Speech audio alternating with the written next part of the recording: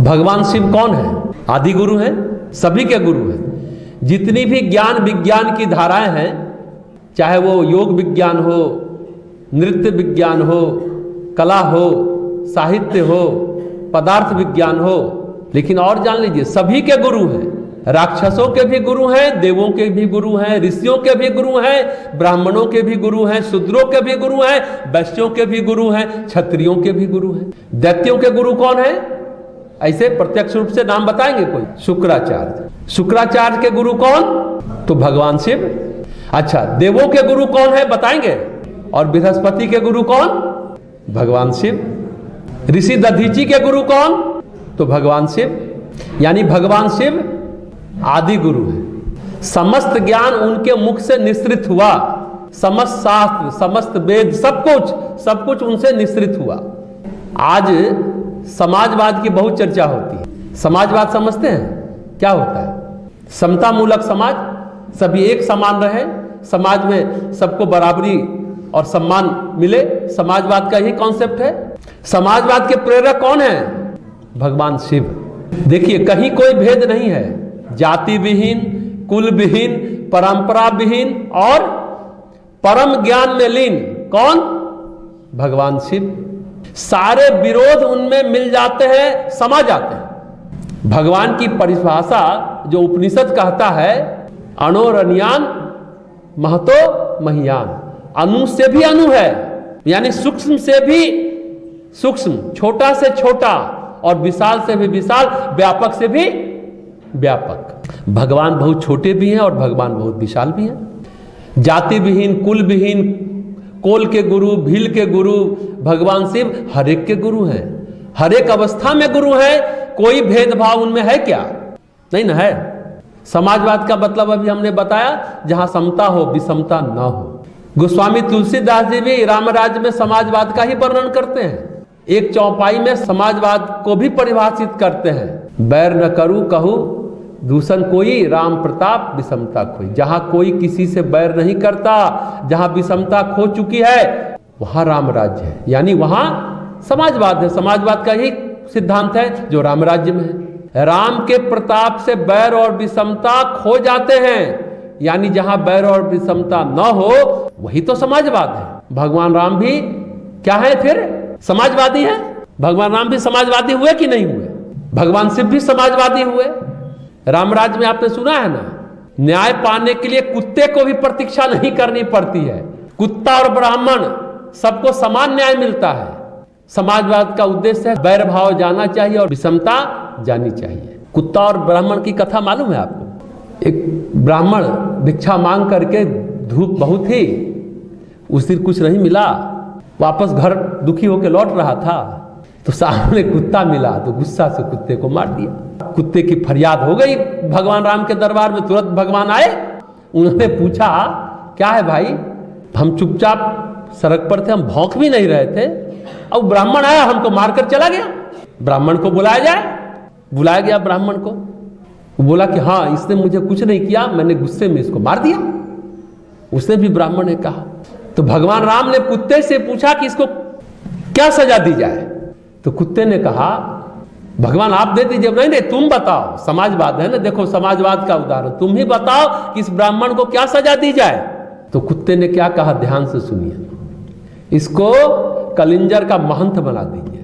तो बड़े सब दरबार में आश्चर्यचकित हो गए, ब्राह्मण है महंत बनेगा, मठाधीश बनेगा, तब तो और मान सम्मान मिल जाएगा। बड़ा आश्चर्य हुआ।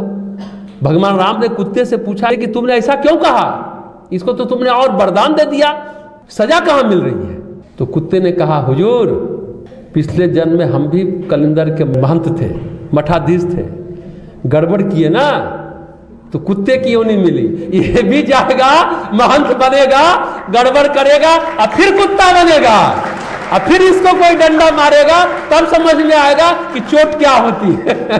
यह है राम राज्य, यह है समाजवाद। है ना अच्छी बात? कुत्ते की फरियाद भगवान राम के दरबार में सुनी जाती है। हम लोग जगह जगह यज्ञ करते हैं। अभी पिछले रविवार को हम लोगों ने 15 जनवरी को 250 बाल संस्कार शाला के बच्चे, जो झुग्गी झोपड़ी के बच्चे हैं, जिनका कोई देखने वाला नहीं, सभी आज ट्रैक सूट पहन करके कुछ बच्चे यहाँ आए भी हैं, अच्छा लगता है, उनको देख करके भी अच्छा लगा। बैग दिया हम लोगों ने, कंबल दिया, जूता मोजा दिया, पढ़ाई लिखाई का सामान दिया, बहुत सारी चीजें दी। हम लोग जो गायत्री परिवार, यह भी समता मूलक समाज की बात कहती है। व्यक्ति निर्माण, परिवार निर्माण, समाज निर्माण की बात कहती है। मनुष्य में देवत्व का उदय, धरती पर स्वर्ग के अवतरण की बात कहती है। हम बदलेंगे तो युग बदलेगा, हम सुधरेंगे तो युग सुधरेगा। अपना सुधार संसार की सबसे बड़ी सेवा है। परम पूज्य गुरुदेव वेदमूर्ति तपोनिष्ठ पंडित श्री राम शर्माचार्य ने भी यही बात कही। यज्ञ क्या है? यज्ञ जो हम लोग करते हैं, यज्ञ अभी आप लोगों ने भी किया होगा, दान, देव पूजन और संगति करें। कुछ दान करते हैं, देवताओं का आवाहन करते हैं, और सभी छोटे बड़े मिलकर के एक साथ संगतिकरण करते हैं, यानी एक संगत में बैठते हैं, एक साथ बैठते हैं, बराबरी के भाव से बैठते हैं। कोई बड़ा छोटा नहीं, कौन अमीर है कौन गरीब है। यज्ञ भी समाजवाद का ही प्रतीक है। समाज से बैर भाव जाना चाहिए, विषमता जानी चाहिए। जैसे भगवान राम समाजवादी हैं, भगवान शिव समाजवादी हैं, तो युग दृष्टा युग स्रष्टा महाकाल के अग्रदूत परम पूज्य गुरुदेव वेदमूर्ति तपोनिष्ठ पंडित श्री राम शर्माचार्य भी समाजवादी हैं। कैसे? सभी को, जन सामान्य को उन्होंने गायत्री मंत्र करने का अधिकार दिया, यज्ञ करने का अधिकार दिया, खासकर महिलाओं को गायत्री मंत्र जपने का अधिकार दिया। सभी जाति के लोग गायत्री मंत्र का जप कर सकते हैं, यज्ञ कर सकते हैं, यह बतलाया।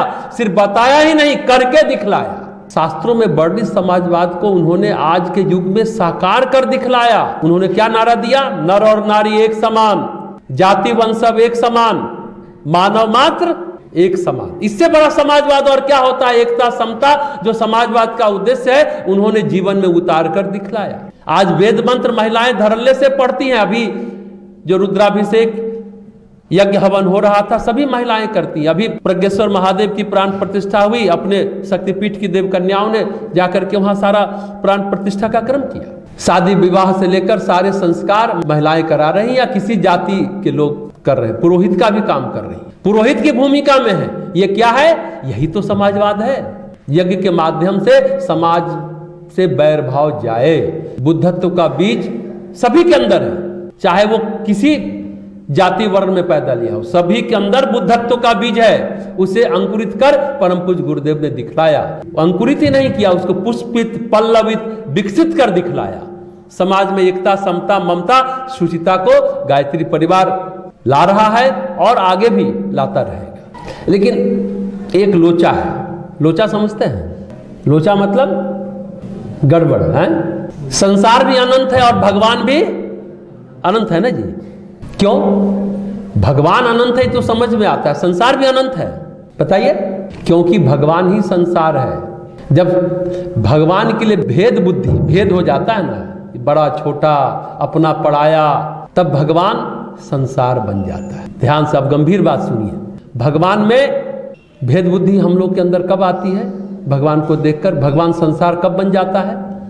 अगर सब कुछ भगवान है, भगवान के अलावा कुछ भी नहीं है, भेद बुद्धि आती है तो हम समझते हैं कि ये सनी है, वो कनाडा से आया है, वो तुलसी है, दिल्ली से आई है, वो राधा है जो हापुड़ से आई है। यही भेद बुद्धि है ना। अलग अलग सोचते हैं। हम सब सहरसा में रहते हैं, ये लोग कनाडा से आए हैं, बंबई से आए हैं। ऐसा ऐसा विचार जब आता है, यही है भेद बुद्धि। इसी को क्या कहते हैं? माया। भेद बुद्धि है तो संसार है, और अभेद बुद्धि है तो भगवान है। ये एक प्रकार का दृष्टिकोण है। दो दृष्टि है। क्या है दो दृष्टिकोण? लगता एक जैसा है पर है दो। जब मानव इंसान, सामान्य इंसान महात्मा बनता है, यानी पूर्णतया अंतर्लीन होता है, अपनी आत्मा का दर्शन जब उसे हो जाता है तो कहता है अयम आत्मा ब्रह्म। उपनिषद का वाक्य है ना।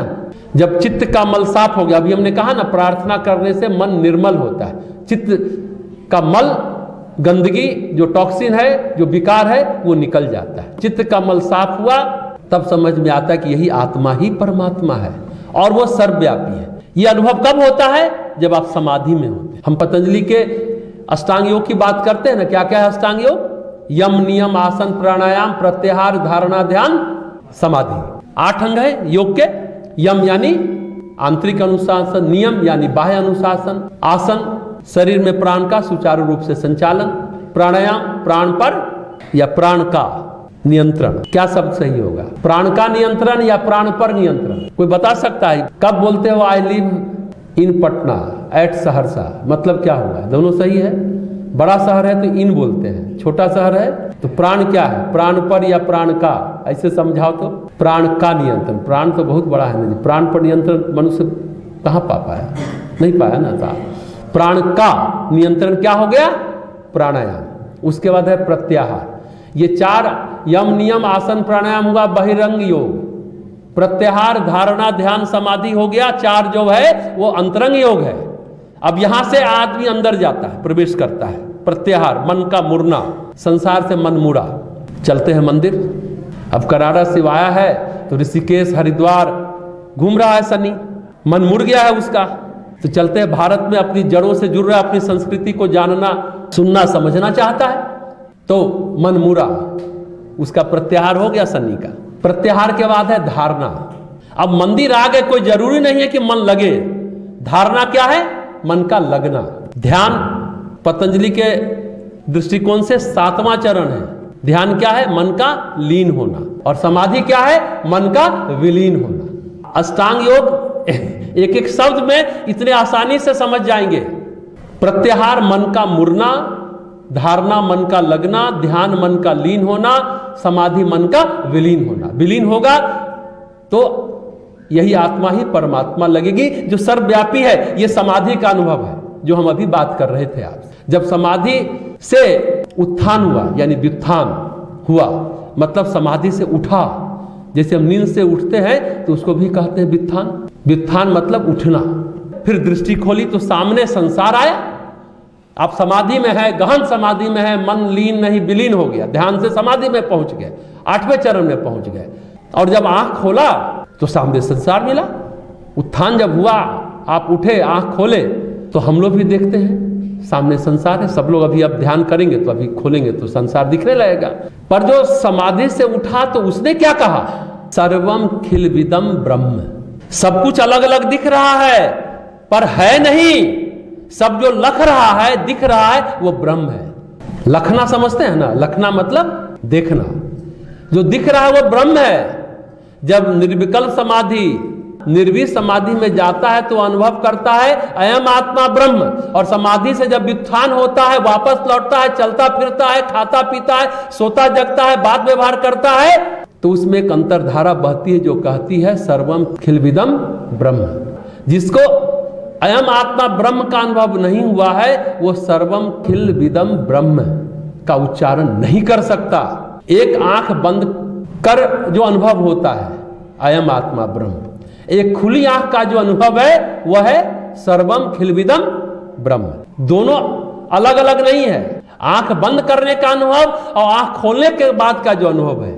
इसलिए इस संसार में बहुत लोग आते हैं, बहुत लोग जाते हैं और उनसे व्यवहार भी करना पड़ता है, मान अपमान भी मिलता है, फिर भी व्यवहार करना पड़ता है क्योंकि वो कोई दूसरा नहीं है। पर किसी भी व्यक्ति को मन में द्वेष दुर्भाव नहीं आने देना चाहिए, लेकिन कोई मन में प्रवेश ना करे, ये भी ध्यान रखें। द्वेष दुर्भाव तो नहीं आवे। कोई व्यक्ति मन के अंदर नहीं आना चाहिए, मन में प्रवेश ना करना चाहिए, यानी न राग बनकर आवे न द्वेष बन करके। तुलसीदास जी महाराज के जीवन में तो बहुत संकट आए। बचपन में माँ बाप मर गए, खाना पीना नहीं मिला। एक बूढ़ी थी, खाना देती थी, वो भी चली गई। बंदर लाता था खाना, दोनों मिलके खाते थे, चना कुछ भी। बहुत परेशानी थी। फिर एक गुरु मिले बनारस में, महाराष्ट्र के, तो उन्होंने वो सब कुछ किया। खैर वो कहानी अलग है। तो लेकिन ये जान लीजिए कि जब उन्होंने 90 साल की उम्र में रामचरितमानस की रचना की, बनारस के पंडितों ने कहा ब्राह्मण ने ही ब्राह्मण का विरोध किया। क्या ये बेकार का किताब लिखा है, फालतू है, ये है वो है। तो मधुसूदन शास्त्री थे सरस्वती, उस समय के सबसे ज्ञानी व्यक्ति बनारस में विद्वान माने जाते थे। तो हुआ कि इसको काशी विश्वनाथ मंदिर में रख दिया जाए, उस पर और किताबें रख दी जाए। सुबह देखा गया कि रामचरितमानस सबसे ऊपर आ गया। ये हकीकत है। तो सब पंडितों को पेट में तो गुड़गुड़ी हो ही रही थी। सोचा कि इसको चुरा लिया जाए, न रहेगा। तो उस समय अकबर का राज्य था। तो हुआ कि सुरक्षा के लिए कुछ भेजा जाए आदमी को, कहीं चुरा लेगा। रामचरितमानस को एक ही कॉपी थी, अभी थोड़ी फोटो कॉपी मशीन है जो फटाफट हो जाए। तो क्या हुआ, फिर चोर गए, तो देखिए 2 व्यक्ति पहरा दे रहे हैं, डर से भाग गए। बताया तुलसीदास ने, हमने तो किसी को नहीं रखा था। तो पता चला राम और लक्ष्मण पहरा दे रहे थे। ये गोस्वामी तुलसीदास जी की बात है, सच्ची घटना है। फिर वो टोडरमल आए, फिर कितने जो होते ना मुंशी लिखिया, जिसको बोलते लिखने वाले, मोहरिल टाइप के लोग, तो उन्होंने कई कॉपी किया, लिख करके कॉपी किया। ये सत्य घटना है। बड़े संकट गोस्वामी तुलसीदास जी को मिले। कहे ना, कोई रामायण चुरा कर ले जाने की कोशिश किया, तो कोई बदनाम करने की कोशिश किया, उनके साथी लोग ही उनसे ईर्ष्या करते थे। हनुमान चालीसा की रचना, सब बहुत कहानी है। लेकिन तुलसीदास जी क्या कहते हैं? एक समान बात, अयम आत्मा ब्रह्म, और क्या है? सर्वम खिलविदम ब्रह्म की बातें गोस्वामी तुलसीदास जी कहते हैं। तुलसी या संसार में भांति भांति के लोग, सबसो हिलमिल चाहिए, नदी नाव संजोग। इस संसार में विविध प्रकार के लोग मिलेंगे, कोई कैसा मिलेगा, कोई कैसा मिलेगा, पर जो है सो है, इसलिए सबसे हिलमिल कर रहिए, जैसे नदी में नाव रहती है। कितनी अच्छी बात गोस्वामी जी ने कही। आजकल हम लोग भी अपने गायत्री परिवार के ग्रुप पर राम कथा आती है, हम लोग बोलते हैं, सुनते हैं। लेकिन अगर राम कथा का रस मन में ना आकर संसार में आने लगा तो फिर गड़बड़ होगा। कि आप सोचिए, अरे राम कथा हम कह रहे हैं, बड़ा अच्छा लग रहा है लोगों को, लोग मेरे को बड़ा सम्मान दे रहे हैं, प्रतिष्ठा मिल रही है। तो गोस्वामी जी कहते हैं, ये विरल उक्ति है। किसी ने पूछा उनसे, वेद शास्त्र के अध्ययन से व्यक्ति शांति पा सकता है या नहीं, राम कथा से व्यक्ति शांति पा सकता है या नहीं? तो गोस्वामी जी कहते हैं, संसार में ऐसा कौन तपस्वी, सुरवीर, कवि, ज्ञानी, विद्वान और गुणी ने निंदा नहीं की है। विडंबना की बात क्या है? व्यंग्य पूर्वक उन्होंने कहा है। किसने निंदा नहीं की? बड़े विद्वानों का भी विडंबना ने पीछा नहीं छोड़ा। तो क्या वेद उपनिषद पढ़ने से शांति मिल जाएगी? वेद पुराण पढ़ लिया, उपनिषद पढ़ लिया, सब ग्रंथ पढ़ लिया, पर कहाँ क्या होता है महाराज? अरे सब तो पेट पूजा या प्रशंसा में लग जाते हैं। वेद पुराण जो पढ़ते हैं कि हमको प्रतिष्ठा मिले, चारों तरफ ये घूमते फिरते हैं, सारी बातों का अध्ययन करके केवल तर्क करते हैं, चतुराई करते फिरते हैं। जो श्रेष्ठ वर्ग, सामान्य वर्ग, जनता का वर्ग दिन रात क्या लिखते हैं? दिन रात खुशामद पाजिन की। ये बड़ा बिरला है, ये रामचरितमानस में नहीं है। क्या कहते हैं? ये बदमाश लोगों की खुशामद में दिन रात बीत जाता है, अपना परलोक नष्ट करते फिरते हैं ये लोग। कहीं आराम नहीं है। मेरी इतनी उम्र बीत गई, मैंने तो कभी आराम नहीं देखा। आराम तो केवल राम के पायन में है। गोस्वामी जी कह रहे हैं, पायन समझते हैं? पैर, चरण। तो भगवान के चरणों में ही आराम है, संसार में आराम नहीं है। मैंने तो कहीं नहीं देखा आराम, केवल राम के चरणों में आराम पाए। बोलते हैं ना, पाए लागू, पायन मतलब पैर छूने का। ये मुक्तक है, ये किसी ग्रंथ में नहीं है जो तुलसीदास जी ने कहा।